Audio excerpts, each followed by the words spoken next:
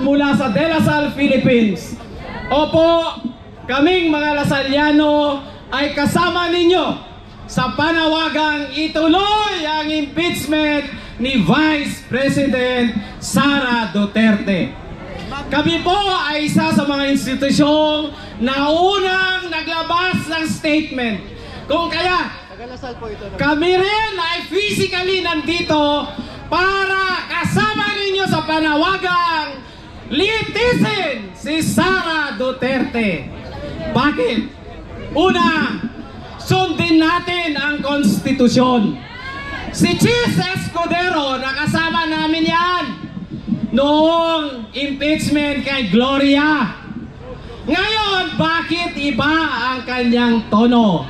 Sa magkanong halaga? Nasaan ang prinsipyong ipinaglaban natin noon pa? Accountability, justice, human rights, and democracy. Bakit nawala? Chis, gumising ka na. Kagaya rin po ni Alan Cayetano, nasa minority sila noon. Kasama natin sila noon. Bakit? Naiba ang landas. Yun po ang napakalaking tanong. Noon din po kasama ninyo ang mga taga-Lasal noon pa. Para sa katotohanan, yung accountability sa public service na patalsikin at huwag nang iboto ang mga magnanakaw sa gobyerno. Sapagkat marami tayong mamamayan na naghihirap hanggang ngayon. Kung papayagan ninyo na makalusot ang gumastos ng 125 million sa 11 days lang po, sayang naman yung perang ipinayad kay Mary Grace Piatos. Huwag magpalusot at sasabihin sa amin, intelligence fund, hindi pwedeng sabihin ang tunay na pangalan. Hindi po tama yun. Kahit sa mga intelligence fund, dapat po meron pa ring pangalan at pwede pa nating i-trace. Pwede bang i-trace ng Commission on Audit? Hindi po pwede puro subname lang o mga pseudonym o gawa-gawang resibo. Kung kaya't kami sa Lasal ay kasama ninyo para makita natin ang buong ebidensya. Saka pa yung paghahatol kung guilty o hindi. Bakit? Anong kinatatakutan ng Senado?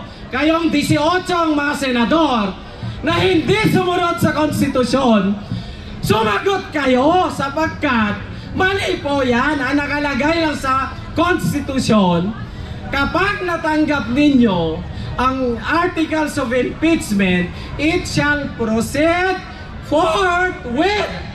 Lahat tayo merong Webster Dictionary. Pwede mo pang i-AI kung hindi mo alam. Pwede mo rin pong i-click lang sa Word. Nandun yung synonym. Ang ibig sabihin kasamang Chis, immediately. Walang ibang sabihin. Immediately.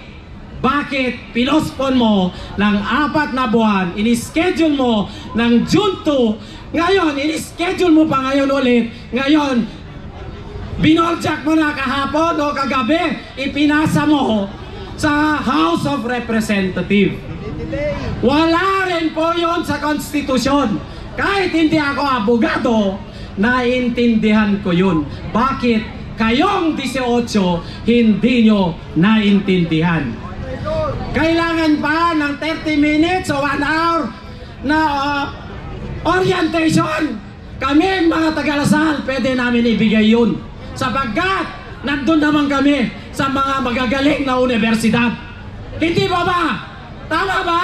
Tama! Kung kailangan niya ng tulong para maunawaan, sana humingi siya. Nandyan ang UP kung saan kami pareho galing. Nandyan ang Ateneo at marami pang eskwelahan magagaling sa Pilipinas. Forthwith lang, hindi mo naintindihan. Ano ba naman, kuya?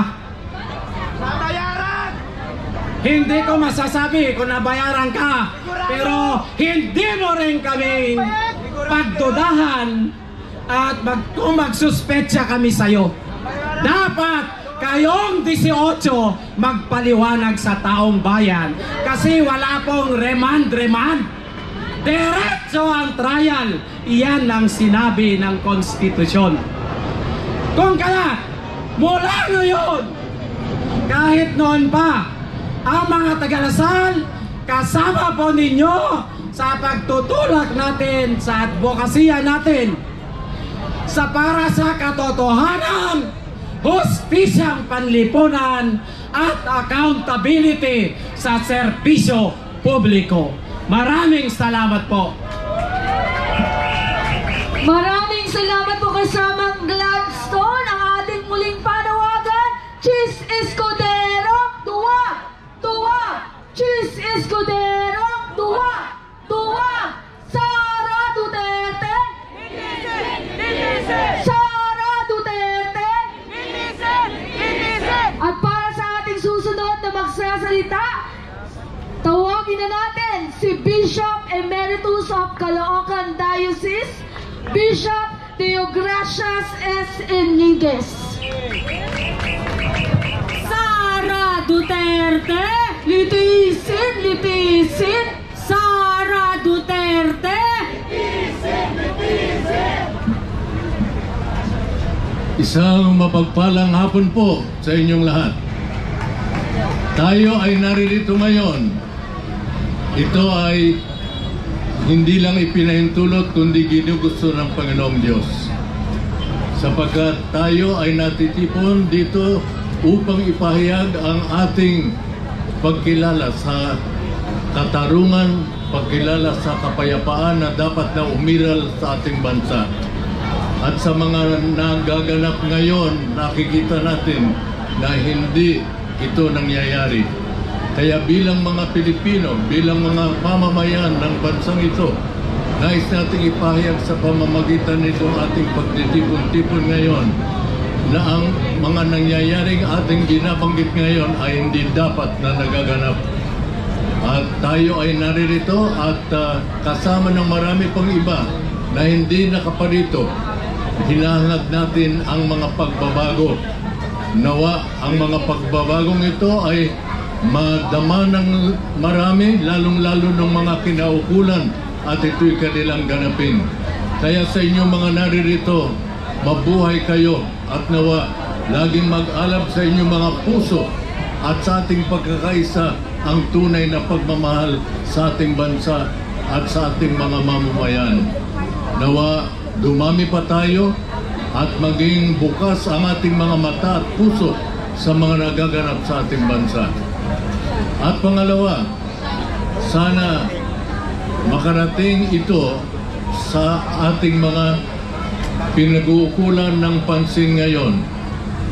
Yaong mga nasa pamahalaan na dapat ay naglilingkod sa ating bayan na nahalal upang manguna sa pagbibigay ng mabuti para sa ating bansa. Ngunit malungkot at masakit ang mga nangyayari, ang kanilang pagtingin sa kanilang mga tungkulin ay hindi paglilingkod sa bayan. Nawa mabago ang kanilang mga isipan at ang kanilang puso at sila nawa ay maging mga daan ng mga pagpapala ng Diyos para sa ating bansa. At kung hindi sila magbabago, nawa ang mga susunod sa kanila ay ating pipiliin at yung mga alam natin na magtataguyod ng kapayapaan at katarungan. Kaya sila ay tinatawagan natin ng pansin ngayon. Nawa madama nila ang ating ginaganap na ito, makilala nila at sana mag-isip-isip sila at tingnan nila kung ano itong ating ginaganap at ano ang ating hinahangad at ano yung kanilang dapat na ganapin at dapat na baguhin. Kaya mga kapatid, sana ating makilala na tayo ay kumikilos ngayon bilang mga mamamayan na kumikilala sa Panginoong Diyos na gumagabay sa atin, ngunit nagbibigay din sa atin ng iba't iba nating mga dapat gampanan para sa ikagaganap ng kanyang kalooban para sa ating bansa.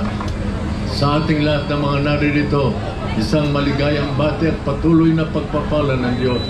At sa ating mga ipinapahayag at mga tao na nais nating gisingin sa kanilang mga pagkilos at lalong-lalo na sa kanilang paglilingkod sa bayan, magising nawa sila, magbago ang kanilang puso at ang kanilang isip at maging mga tunay silang lingkod ng bayan. Kaya sana maging bunga nitong ating pagsasama-sama ay ang ating pananalangin, pagkilala sa Panginoon na siyang gumagabay sa atin at siyang tutulong sa atin upang ang kabutihan ay makamtan natin para sa ating bansa. Kaya ngayon ay ating tanggapin ang pagpapala ng mapangyaong Diyos.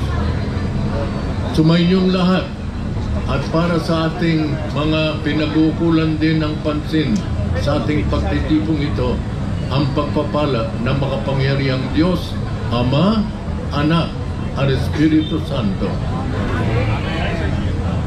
Tumitindig laban sa korupsyon at para sa pagpapalagot sa presidente ng Pilipinas.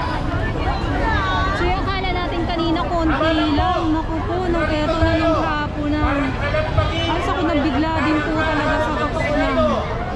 Iparating Sa totoo lang.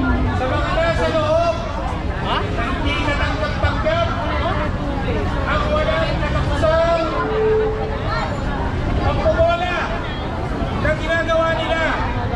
Walang katapusan pagtitribon na debate at ang ginagawang katatawanan na walang tangal. Ang proseso ng impeachment at impeachment trial na ayaw o sa gusto natin, yan ang tanging tinatakda ng konstitusyon na paraan para litisin, hatulan at patay-siking sa pwesto ang isang vice-presidente paano man yan ginastos ang confidential fund ng taong bayan. Kaya po, muli, naisa tayo sa panawagan ng taong bayan. Sa mga senador, gawin niyo po ang inyong trabaho. Wala nang pagtitribol, wala nang pambobola. Litisin ang vice-presidente. Convict Sara Duterte. Convict! Yan po ang panawagan ng taong bayan. Convict! Convict! Convict Sara now! Maraming salamat. Maraming po.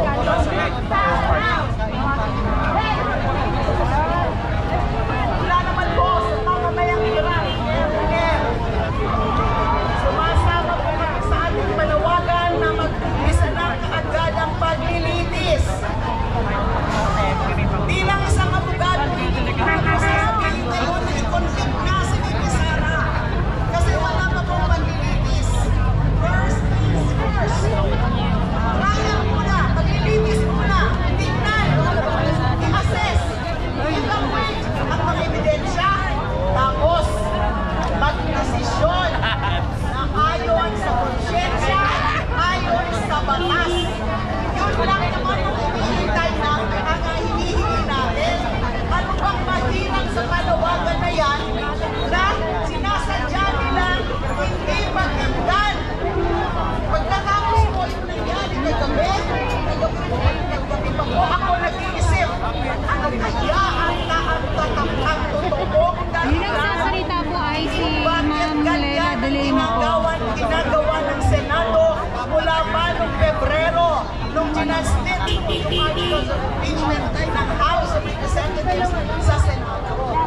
Ilang buwan ang lumipas, Hapon na, pero mas dumami po yung ating mga kababayan na nandito ngayon. Tapos na yung ginawa, yung trabaho ng House of Representatives.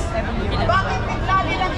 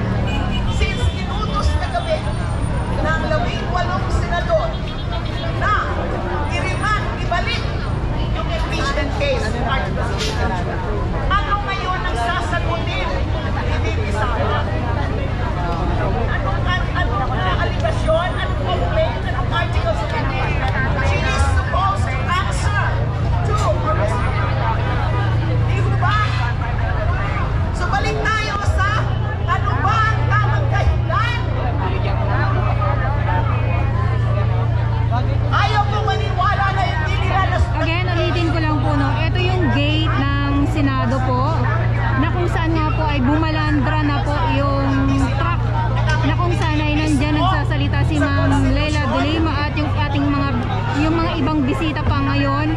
So kanina ay dito sila, dyan sila, so wala na, pero madami pa din pong tao, kaliwat kanan, harap at likod, at dito sa kabila, ayan po. So hindi ko talaga akalain kanina na mangyayari po yung biglang bigla talagang salubong ng mga tao at nagsipagtakbuhan. Buti na yung ating mga pulis, yung ating mga guard dito sa loob